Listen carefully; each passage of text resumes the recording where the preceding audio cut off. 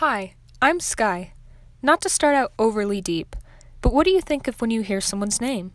Their face? Their quirks? Or their story? How do you define yourself?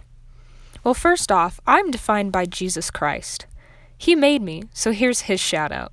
In fact, he brought me into the world on August 19th, 1999. I'm 19 years old. Cool, right? Well, in the early years of my life, I was a California girl. I was also defined as a Muhlenberg, along with Mom, Dad, and Sierra. My school, RHLS, had a view of the ocean. My church held services on the beach. Totally righteous. California joke. At the age of 10, I switched from being a California girl to an Arizona girl. I was really upset because I had to leave all my friends, but Arizona wasn't all bad.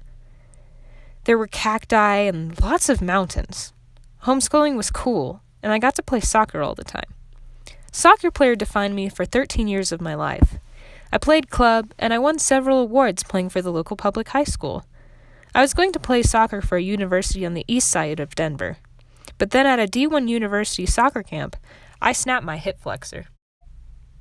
My other college choice was CCU, so I took my injury as a sign that my time of being defined as a soccer player was over.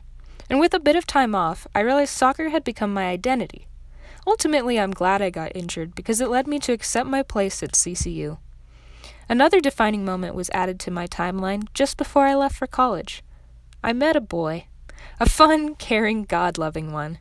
We decided to date even though I was leaving the cactus land to go to the mountain land. And we still are, a year and a few months later. Yeah, his name is Madison. Now here I am at college, earning my communications major. Though through my life I've added and dropped some definitions, I've still always been a child of God.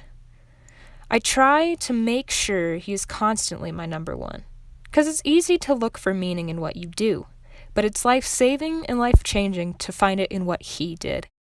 I'm just glad He gets to use my life. I'm glad the Lord gives me meaning, that when I say, "Hi, I'm Skye," that's going to mean something for eternity.